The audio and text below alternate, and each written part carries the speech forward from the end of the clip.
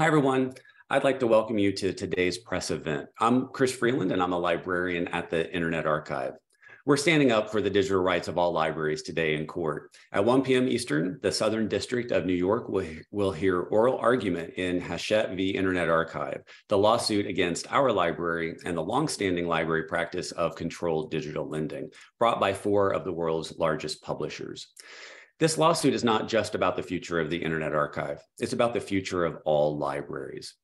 The Internet Archive is fighting to defend the rights of libraries to serve the public and the rights of all readers to access books online.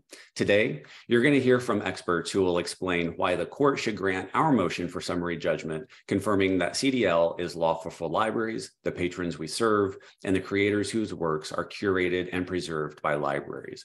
You're going to hear from Brewster Kahle, the founder and digital librarian of the Internet Archive, Leila Bailey, Senior Policy Counsel at the Internet Archive, Lawrence Lessig, professor of law at Harvard Law School, Heather Joseph, the executive director of Spark, Catherine Styler, the chief executive officer of Creative Commons, John Kraska, the executive director of Every Library. We'll hear from author Ashton Applewhite and from author and educator Laura Gibbs.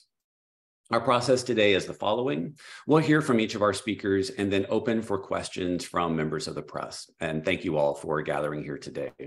Up first, I'd like to introduce Brewster Kahle, the founder and digital librarian of the Internet Archive, for his opening remarks. Brewster.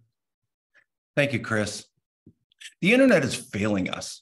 The Internet Archive has tried, along with hundreds of libraries, to do something about it. A ruling in this case, ironically, can help all libraries, or it can hurt. The Internet Archive is a library I founded 26 years ago. A library has brought hundreds of years of books to the Wikipedia generation, and now 4 massive publishers are suing to stop us. As the world now looks to their screens for answers, what they find is often not good. People are struggling to figure out what is true, and it is getting harder. Digital learners need access to a library of books, a library at least as deep as the libraries we older people had the privilege to grow up with. The Internet Archive has worked with hundreds of libraries for decades to provide such a library of books, a library where each of those books can be read by one reader at a time. This is what libraries have always done. We also work with libraries that are under threat. We work with many libraries that have closed their doors completely, libraries with unique collections. There are a few of them. Claremont School of Theology, Marygrove College of Detroit, the Cooking School of Johnson & Wales, Denver, Concordia College of Bronxville, New York, the Drug Policy Alliance Library in New York City, and the Evangelical Seminary of Pennsylvania. I've looked these librarians in the eye and told them we were there for them. They entrusted their books to us as a peer library to carry forward their mission. Most of the books are not available from the publishers in digital form and never will be. And as we have seen, students, researchers, and the print disabled continue to use these books for quotations and fact-checking. And I think we can all agree we need to be able to do more fact-checking. Here's what's at stake in this case. Hundreds of libraries contributed millions of books to the Internet Archive for preservation in addition to those books we have purchased. Thousands of donors provided the funds to digitize them.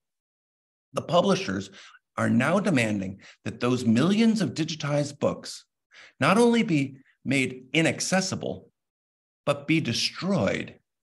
This is horrendous. Let me say it again. The publishers are demanding that millions of digitized books be destroyed.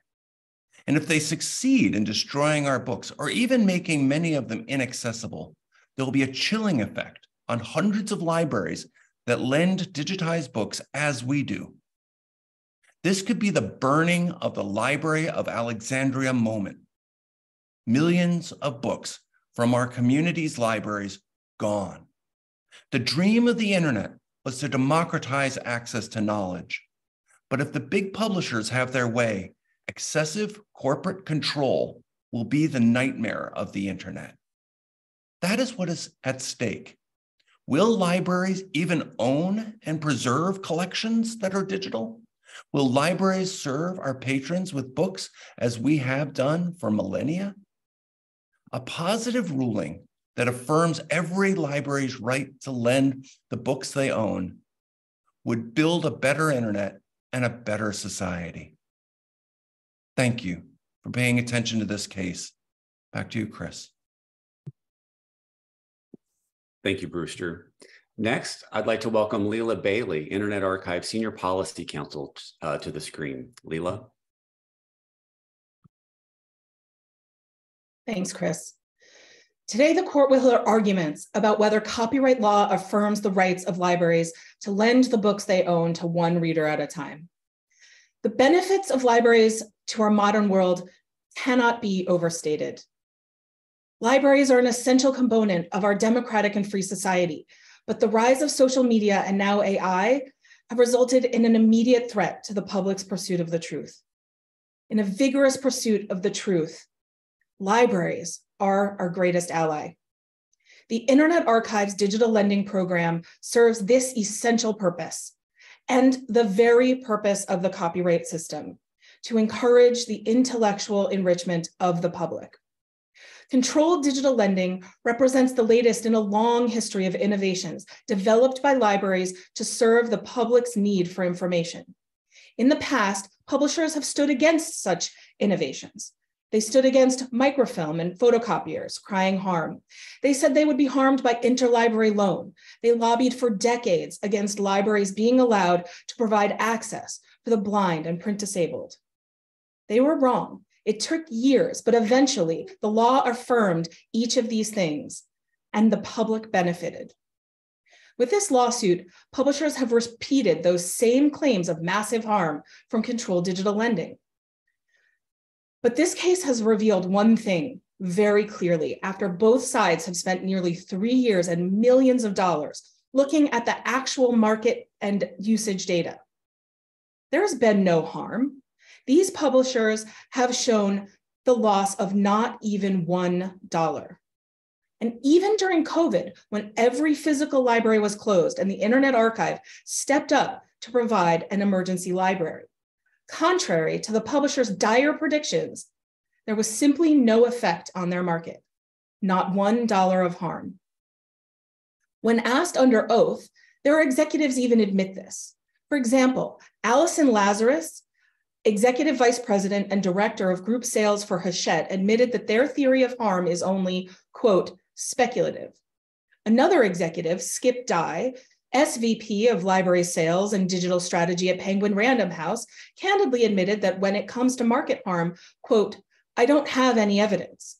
Another agreed, stating, there's no factual analysis, it's just one inference one could make.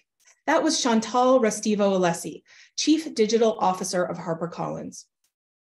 Tellingly, the publishers instructed their own $950 an hour expert to not even try to measure economic harm.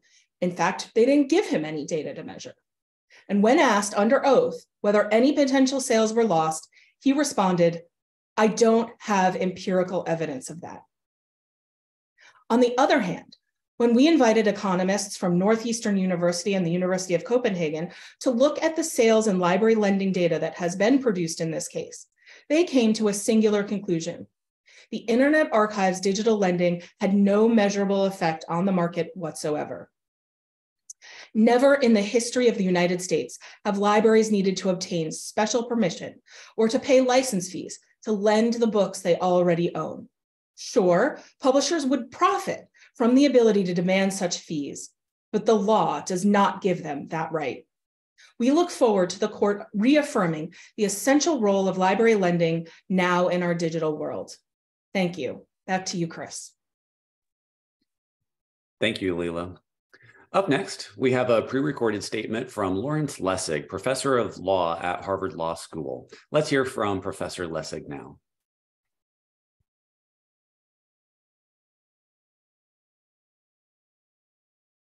This is Larry Lessig. We should all recognize and celebrate the importance of commercial publishing for authors and for creators everywhere. Commercial publishing creates the income that authors depend upon to have the freedom to create great new works. Without commercial publishing, Much of the greatest that will be just won't be written. But we must also recognize that culture needs more than commercial publishing. If the business model of commercial publishing controlled our access to our past, then much of who we were and much of how we learned to be better would simply disappear. Think about the extraordinary platform that is Netflix. For a small price each month, subscribers have access to thousands of movies and television shows, far more than at any point in human history. The revenue subscribers provide, in turn, lets Netflix invest in new creative work. No one who knew television in the 1970s could believe that the quality of television has not improved dramatically over the last 50 years.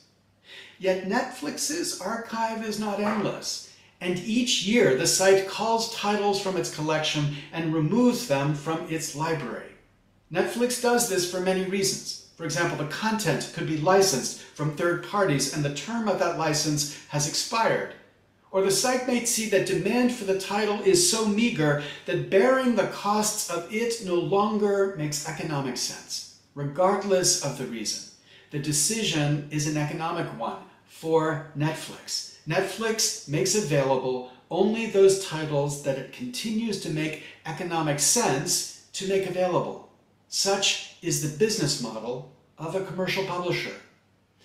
But culture needs a different business model. We need access to our past, not just the part of our past that continues to be economically or commercially viable. We need libraries that assure that we can see everything our parents or grandparents saw, so we can understand why they were as they were and how they got better. Great libraries preserve access to as much as they physically can, not based on which titles continue to earn revenue. The past is just one more competitor for a commercial publisher. But for a library, the past is a gift that is to be nurtured and protected regardless of its commercial value. We are at a critical moment in the history of culture. The lawsuit that the Internet Archive faces will determine whether the business model of culture is the commercial model alone, or whether there will continue to be a place for libraries, and therefore continue to be a practice of assuring as much access to our past as is possible. The particular fight in this lawsuit is important, but the general fight is critical.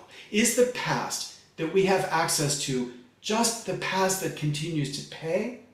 Or is the past that we can have reliable access to the past that libraries strive to make available, not for profit, but for the love of culture and for the truth that that access to all of culture continues to assure?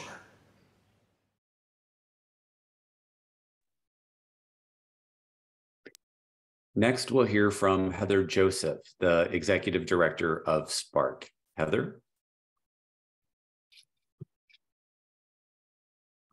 Thanks, Chris. I'm Heather Joseph, the Executive Director of Spark, which is a membership organization of several hundred libraries here in the United States. And I'm going to build on the theme that Larry just brought to the table, which is the importance of the role that libraries play in access to our past, to our present, to knowledge. Because access to knowledge is a fundamental human right. We depend on being able to freely share knowledge each and every day. It's foundational to how we navigate the world, from how we learn to how we work, to how we share our culture and how we understand our collective history. It's also the lifeblood of how we advance discovery and go after attacking the biggest challenges that we face as a society. From dealing with cancer breakthroughs to trying to find climate justice, we rely on being able to access, build on, and benefit from the knowledge generated by those around us. And we take for granted that that knowledge is just there and that anyone can access it when and if they need it. But the reality is that too often this just isn't the case.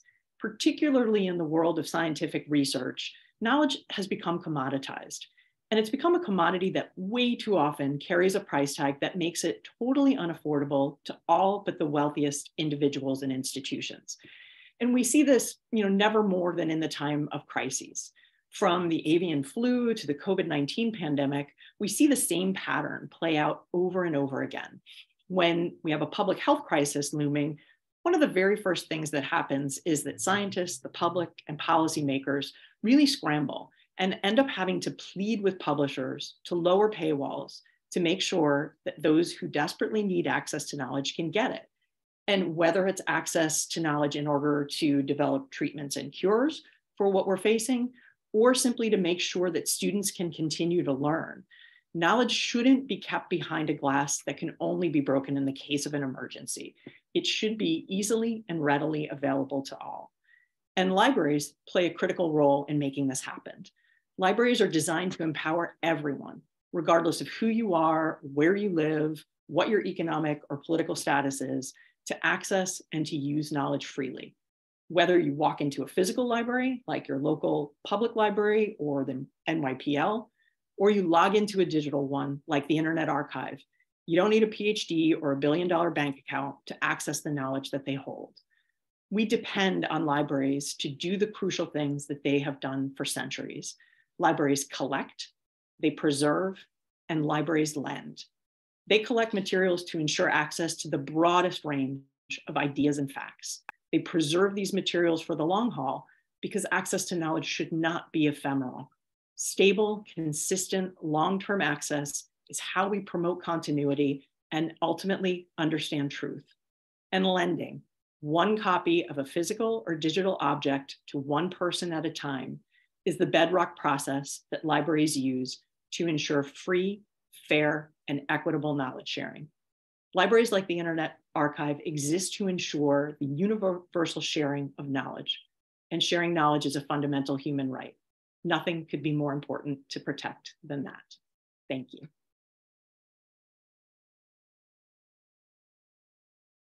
Thank you, Heather. And now we have a pre-recorded statement from Catherine Styler, the Chief Executive Officer of Creative Commons. Let's roll the video.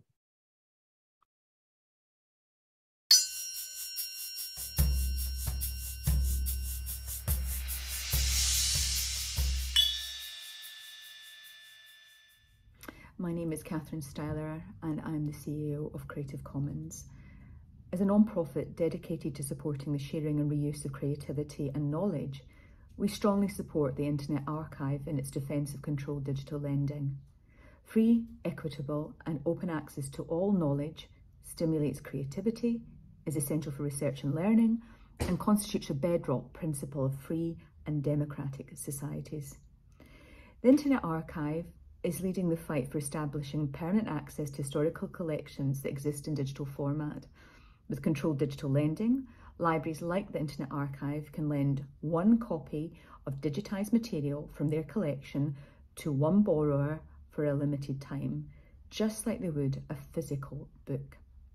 While publishers argue that CDL decreases their profits, studies show that in fact library digitisation increases sales of physical editions by about 34% and increases the likelihood of any sale by 92%.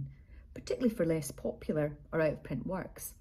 At Creative Commons, we believe copyright should encourage controlled digital lending and ensure that legal mechanisms are in place to support this practice that benefits all. This isn't a position that we just came to on our own.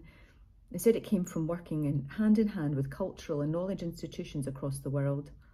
Like Communia's policy recommendations state, libraries should be enabled to fulfil their mission in the digital environment. As libraries modernise their services, we need to protect their legal frameworks that support their lending practices. Permitting and protecting controlled digital lending is a key way to help ensure copyright is fit for the modern age.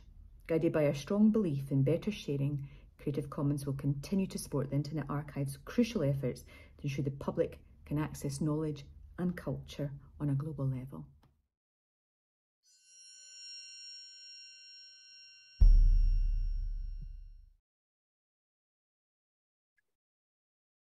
And here today with more perspectives from the library community is John Kraska, the Executive Director of Every Library. John. Thank you, Chris. My organization, Every Library, is a public policy and tax policy research organization focused on issues affecting the future of libraries in the United States and abroad. Alongside of our colleagues, Readers First, we joined an amicus brief written by the Library Futures Institute to ask the court to uphold a library digital loaning practice commonly known as CDL, or controlled digital lending. Controlled digital lending uses technology to enable a library to acquire, preserve, and provide access to digital versions of books for library patrons. Simply put, CDL is a different way of utilizing the centuries-old method by which libraries have loaned the books on their shelves for the public to read. CDL, as is commonly used in libraries like the Internet Archive, does not replace ebook licenses and is a reasonable practice for the current moment. For more than a century, copyright law has allowed libraries to legally lend books and other materials they own. This practice is essential in ensuring public access to information, particularly books, and has numerous social benefits. With the growth of digital delivery, libraries have adapted by lending materials using new technologies and formats. However, this lawsuit seeks to outlaw digital library lending unless they dictate how, where, to whom, and at what price it occurs. This would significantly alter how libraries work, their relationship with their patrons and collections in the digital age. I'd like to take a moment to remind the court today about the context of the emergency lending library, and to ask it to consider that context under which the Internet Archive, as a library, was responding to need. From the launch of the Emergency Lending Library on March 24th, 2020 to June 16th, 2020, essentially every school district in the United States was closed to in-person learning. The Philadelphia School District, for example, was completely shut down with no substantial instructions happening. The School District of Washington, D.C. shifted part of their instructions to television, where K-3 was on Fox, 4th to 6th grade was on CBS, 7th through 8th grade was on the local ABC station. According to Georgetown University's analysis of MAP tests, the average Chicago public school student lost the equivalent of 21 weeks of learning in that year following the shutdowns. This emergency lending library provided a unique, important, and necessary service to Americans in this context. It was an exemplar moment for libraries, which mitigated harm for those students suffering under the shutdowns and their families. The plaintiff's narrow interpretation of the Copyright Act ignores the broader common law doctrine, policy objectives, and history of copyright that both the Congress and the Supreme Court have used to historically balance the interests of copyright holders and the American public. The court should not rewrite more than a century of copyright law about libraries. Doing so will make it nearly impossible for libraries to fulfill their mission, especially in times of grave need and crisis in this digital environment. Chris, thank you very much for a moment. Thank you, John. Shifting gears, there are more than 1,000 authors who have signed a petition opposing the publisher's lawsuit. One of those authors, Ashton Applewhite, has sent a pre-recorded statement that we'll play now. My name is Ashton Applewhite, and I'm recording this in New York City on March 16th, 2023. For over 40 years, I have supported myself and my family by writing books for Random House, HarperCollins, Macmillan, and other major publishing houses. These publishers have served me well, but I am completely opposed to their lawsuit against the Internet Archive.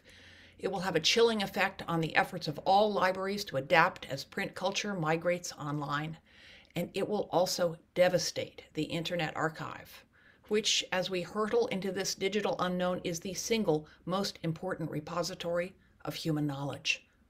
No other organization is preserving and providing online access at this scale. The Wayback Machine alone has archived 800 billion pages, millions of books, tens of thousands of hours of TV and radio news, and on and on. Humanity's collective history digitized. Thank heavens the Internet Archive exists. We need to be able to say that 100 years from now.